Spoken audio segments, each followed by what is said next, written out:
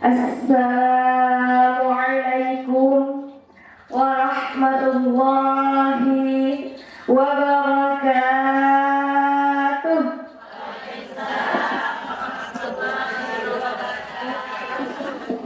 Alhamdulillah, alhamdulillah, alhamdulillahi rabbil alamin.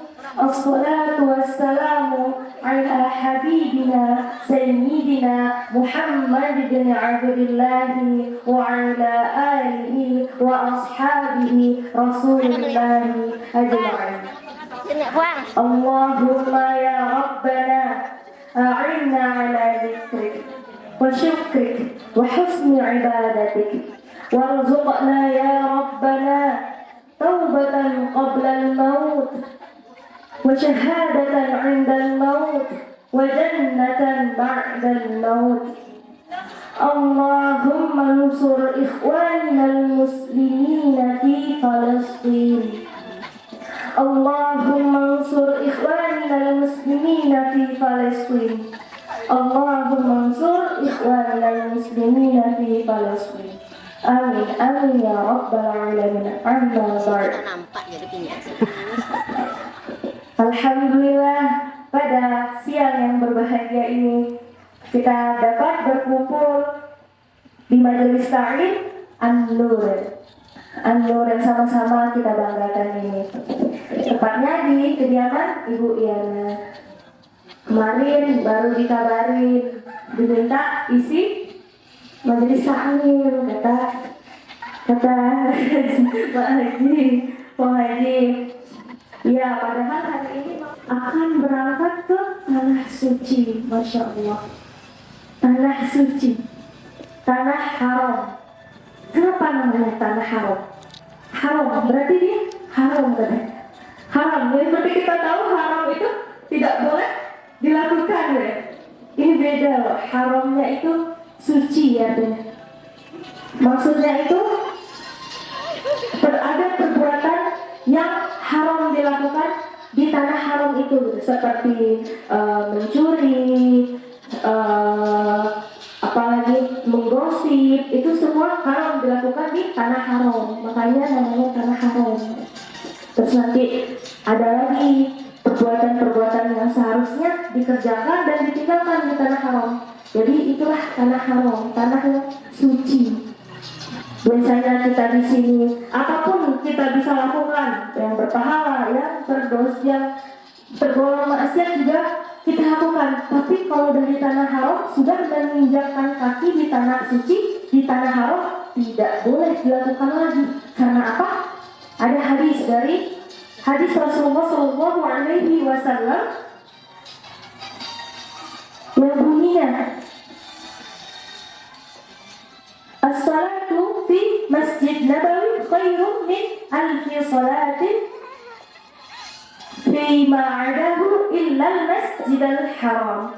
Salat di Masjid Nabawi di Madinah lebih baik daripada 1000 salat di masjid lain. Pahalanya 1000 kali lipat. Illa kecuali Masjidil Haram.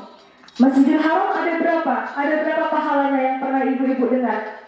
100 juta, 100.000 kali lipat pahalanya. Bayangkan, ibu di sini 1 kali sholat, ya udah pahalanya 1 sholat. Kalau di Masjidil Haram 100.000 kali lipat sholatnya, sama dengan 100.000 kali kita beramal baik.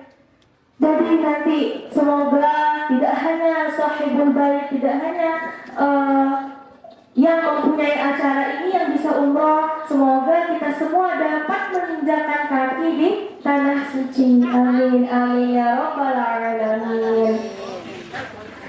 Ya, seperti kita tahu umroh yang wajib itu adalah haji. Haji yang wajib, yang menjadi rukun ke 7 apa 5? 5 rukun Islam ke-5 haji bagi yang mampu.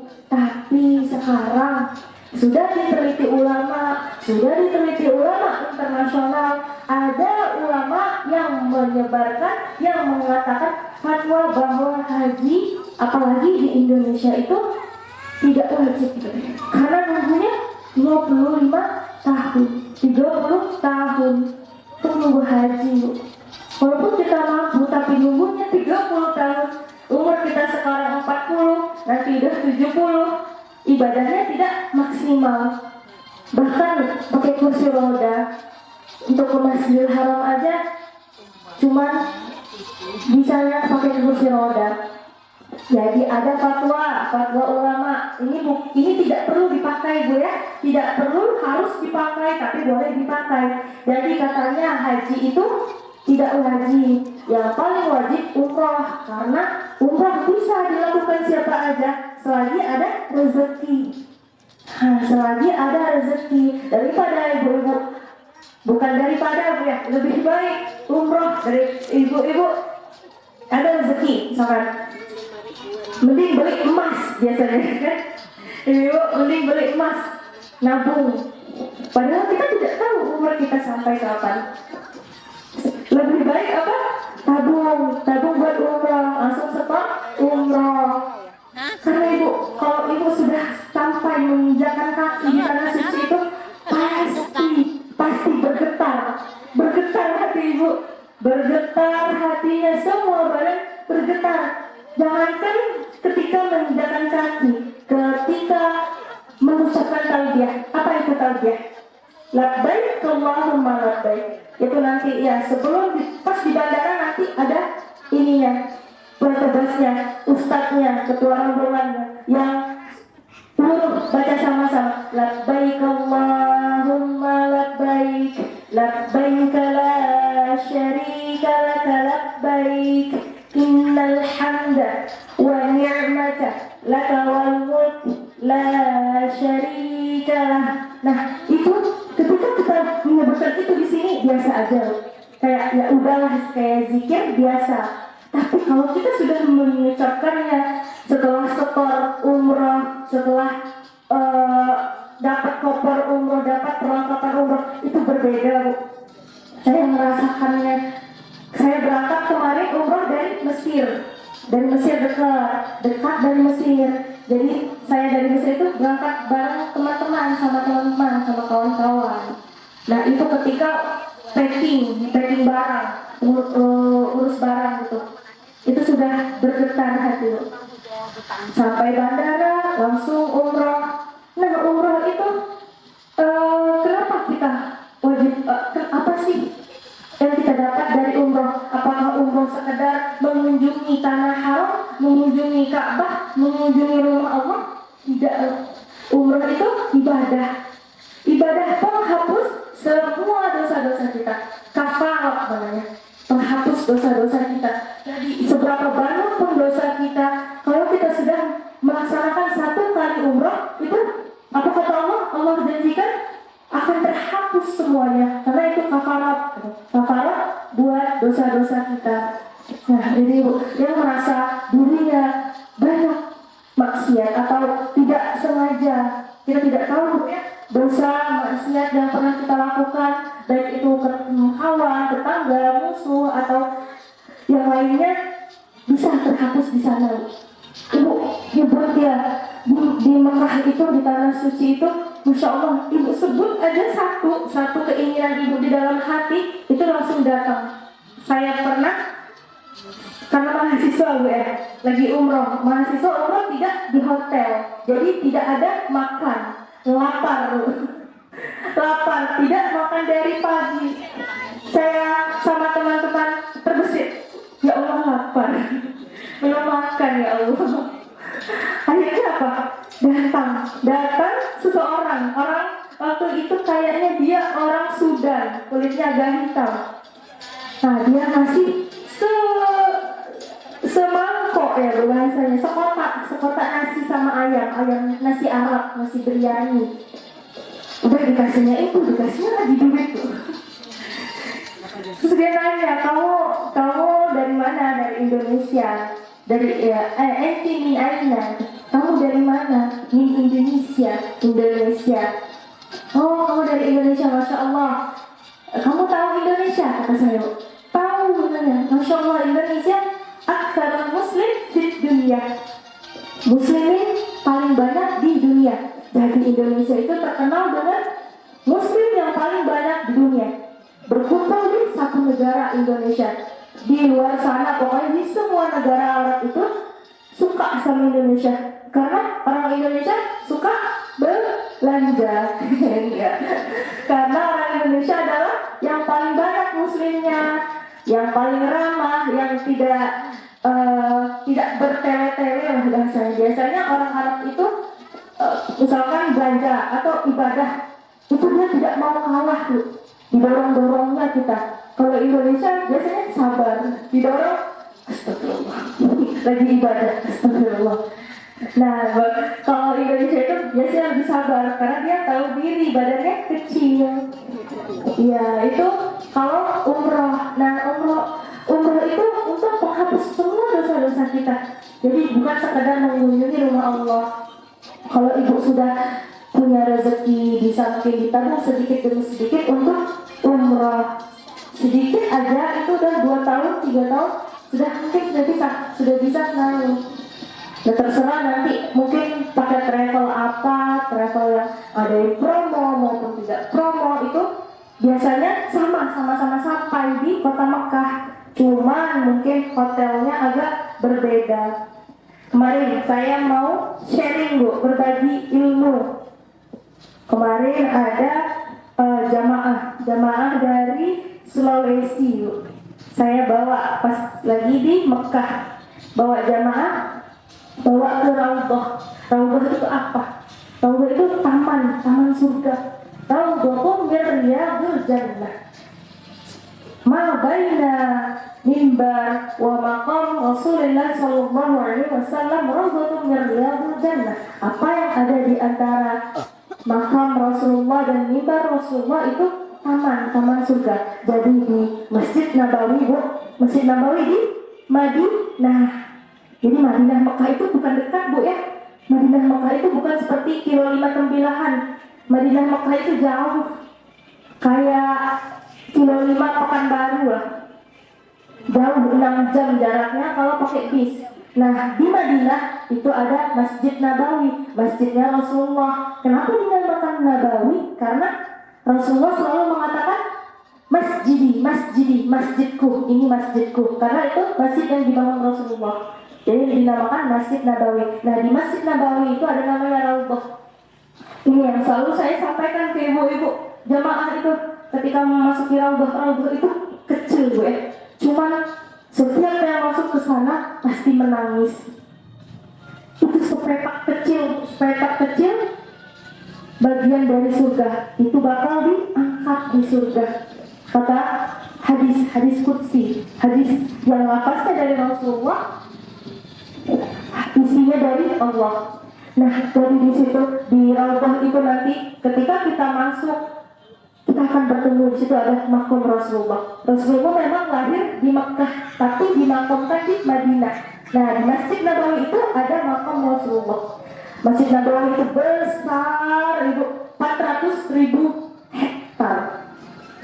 Besar, saking besarnya. Dulu kecil, cuma diperluas sama Raja Arab. Jadinya besar, sebesar-besarnya. Cuman ada sebagian kecil, sepetak kecil untuk itu yang ditandai Raudhah.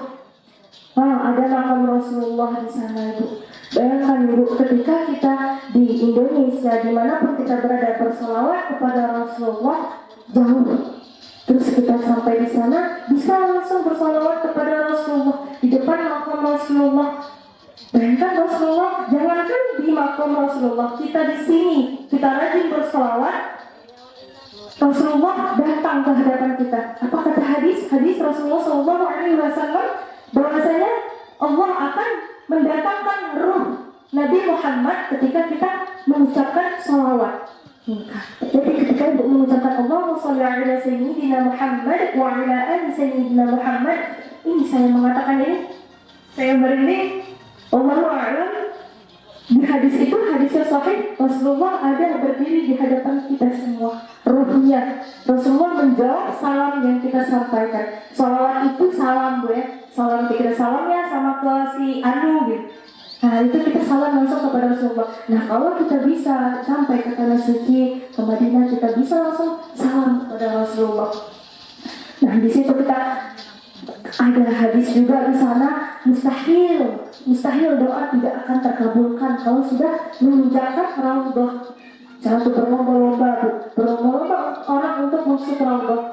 Cuman karena kita di Indonesia untuk ke tanah suci itu harus resmi Bu, harus resmi dari Kementerian Agama, tidak bisa berangkat sendiri-sendiri, susah, takut nyasar, takut nanti malah nyasar ke negara lain atau ya tidak terurus, jadi harus berangkat pakai travel. Kalau negara-negara lain itu boleh dia berangkat sendiri, jadi sampai sana ya dia urus sendiri. Biasanya itu orang dari India, dari Afrika itu dia berangkat sendiri, tapi sampai sana dia tidak terurus. Dia cuma semua tempat dia berdoa, tiang Masjid Nabawi dia berdoa, tiang Masjidil Haram dia berdoa. Padahal tidak semua tiang masjid itu ada hadisnya dianjurkan, tidak semua tiang masjid di Mekah itu makbul doanya. Tapi memang semua doa yang kita lafazkan, yang kita terbesit di hati, itu pasti Allah dengar di sana. Allah lebih mendengar gitu. Karena ibadah di Madinah 1000 kali lipat, di Masjidil Haram 100.000 kali lipat. Itu lebih banyak di Makkah. Nah, kembali kepada yang tadi saya cerita, ada ibu dari Sulawesi, dia stroke, ada anaknya, cuman anaknya ya, tidak dibilang tidak peduli juga tidak, cuman kurang memperhatikan kan. Nah, anaknya, ibunya stroke, pakai kursi roda, mau wudu pakai pampers mau wudu kan dibuka pampersnya, harus dibuka karena itu najis. Nah iya, jadi anak dibuka, anaknya nggak mau buka. Jadi saya yang buka pampersnya, buka kaos kaki, buka semuanya. Akhirnya ibunya wudu. Baru setelah, pokoknya setiap sholat seperti itu, dibuka pampersnya. Ya saya juga, kalau buka pampers ibu tahu kan ibu, buka pampers pasti terpegang pipisnya, apanya terpegang itu semua. Ya niatnya lillahi ta'ala Bu ya. Ya udah, akhirnya setiap sholat seperti itu. Pas ibunya mau pulang ke Indonesia, menangis ibunya, minta saya ikut ke Sulawesi. Yuk nak ikut ke Sulawesi, ibu di sini, ibu kamu udah kayak anak sendiri. Akhirnya enggak Bu, kan di sini masih ada waktu, masih ibadah di sini Bu. Ya udah kata ibunya itu sudah tua, sudah stroke kan. Akhirnya apa Bu? Cara ibu tuh membalas, semua barang-barang ibu tuh di koper, di tasnya, dikasihnya. Nah ambil semua deh, sampai dompetnya ibu, dompet itu malu lah orang Sulawesi kan tergolong banyak lah duitnya Bu. Kasihnya dompetnya, ambil aja isinya, buat kamu semua gitu. Terus saya juga agak nggak enak Bu ya, kayak takut aja gitu ya, ini nenek ntar takut apa kata ini, takut dimanfaatkan apa gimana. Akhirnya yaudah ambil aja apa yang kamu mau ambil. Tidak apa saya tidak nek, buat nenek aja, nada ambil sedikit aja. Saya ambil sedikit, itu saya sekitar 200.000 lah Bu ya. Ayo dikasih lagi, diambilnya setengah dompet itu Bu, dimasukkannya ke tas saya. Sepanjang perjalanan setelah mengantar ibu itu di bis ke bandara, nangis saya Bu. Ya Allah, perasaan pas mengurus nenek itu, menggantikan pampers dia, popok dia, baju dia, tidak ada tergolong, tidak ada terbesit untuk mendapatkan sepeser pun atau mendapatkan hal lain, cuman mengharap ridhonya lillahi ta'ala di tanah suci. Tapi Allah balas langsung detik itu juga, langsung di minggu itu juga mendapatkan rezeki. Padahal memang pada saat itu rezeki saya nggak ada. Maksudnya baru berangkat dari Mesir, tabungannya habis untuk beli tiket sama visa. Mandiri Bu ya, ada mahasiswa tuh biasanya mandiri, tidak mau lagi minta ke orang tua. Sedang lah ceritanya Bu ya. Tapi Allah kasih jalan lain. Nah, itu di kota suci itu, di kota Mekah, di kota Madinah, semuanya itu penuh berkah, penuh berkah. Nanti kalau pokoknya ibu-ibu, insya Allah kalau tidak sekarang, nanti kita sama-sama ke Mekah, ke Madinah. Nada yang bawa, saya yang bawa, insya Allah. Amin. Kalau ada rezekinya, kalau ada kesempatan, mungkin saya bisa buka travel juga, bisa bawa semua orang kilo 5. Amin. Karena sampai di sana saya bingung, tidak ketemu orang kilo 5. Ada 2. Pokoknya akhir-akhir umroh itu ada 2 orang kilo 5 yang lagi umroh. Tapi sebelum-sebelumnya saya bingung, kok tidak ada ya orang pembilahan, orang Inhil yang umroh, tidak pernah ketemu. Saya selalu mengurus jamaah Sulawesi, Lampung, Jawa, Jawa Barat, semuanya saya urus, tapi tidak ada dari Riau, dari Inhil.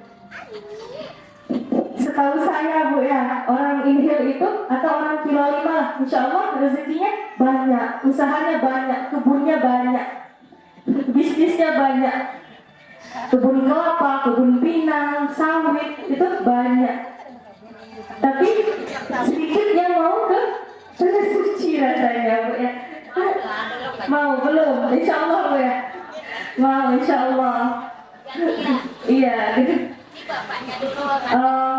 Amin amin ya rabbal alamin. Jadi ini Bu, naikkan semangat kita untuk ke tanah suci. Itu umroh itu Bu, pahalanya besar.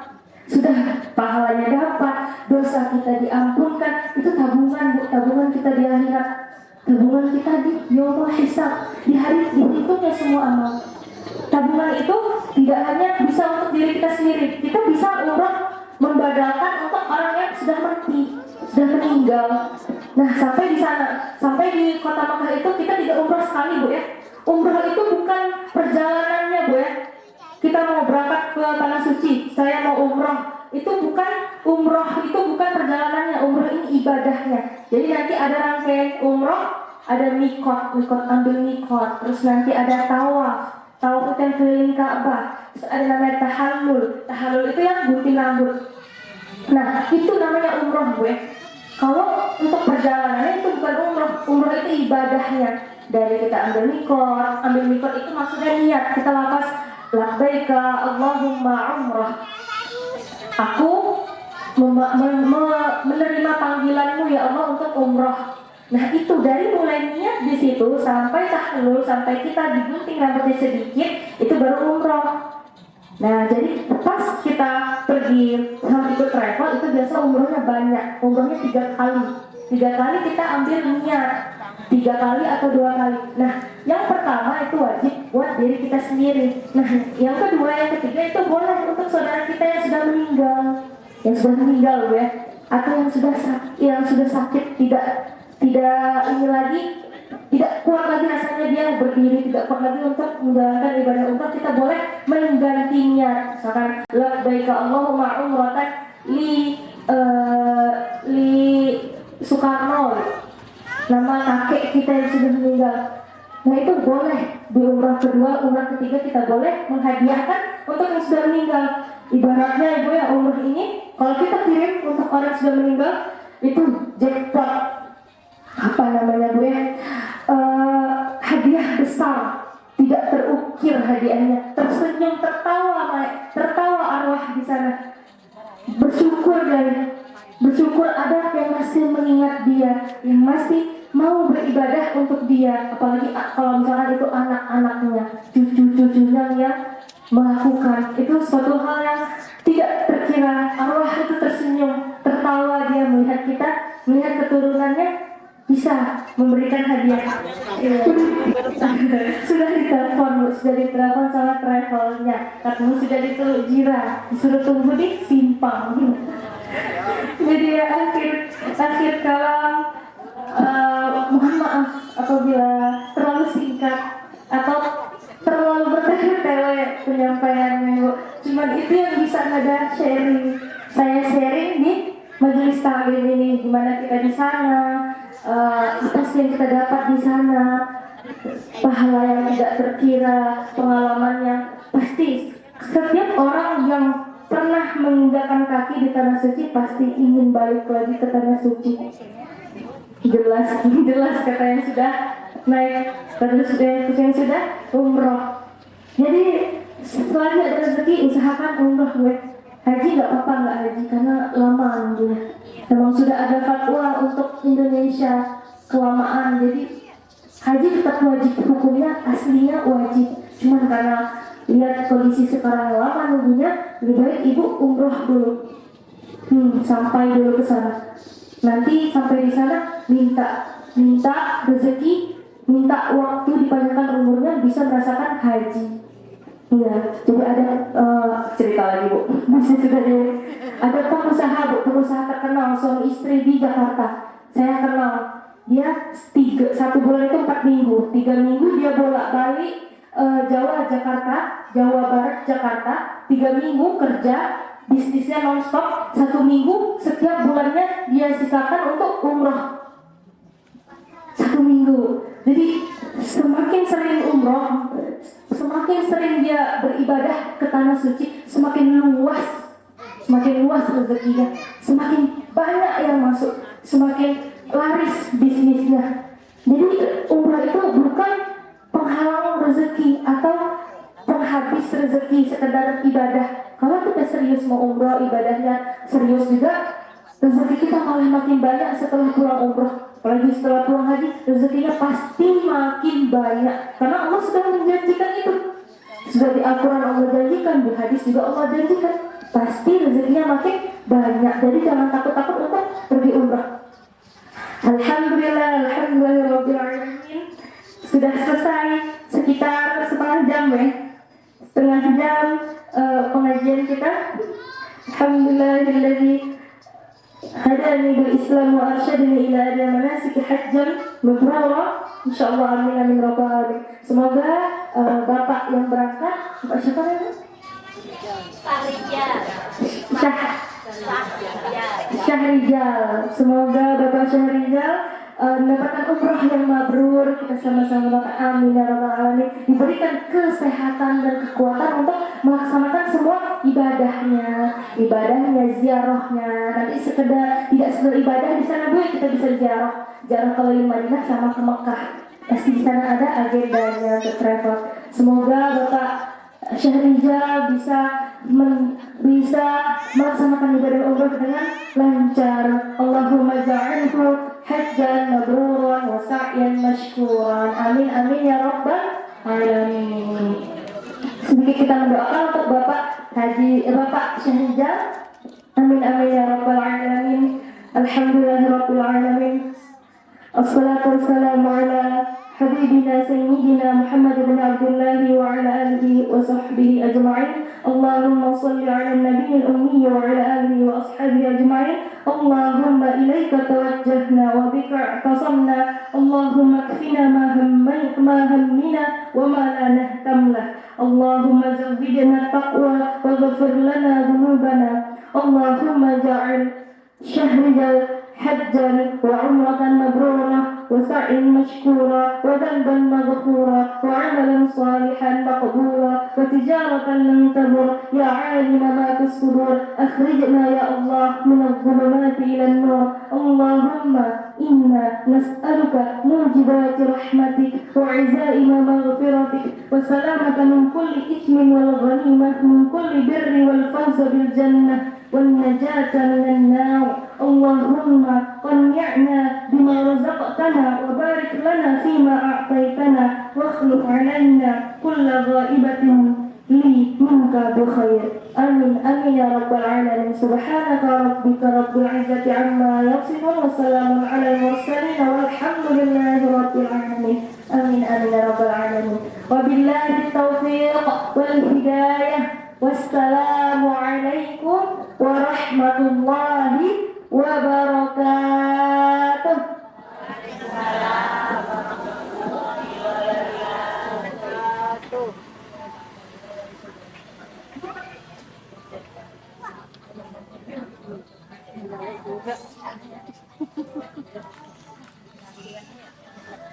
Lanjut, Bu.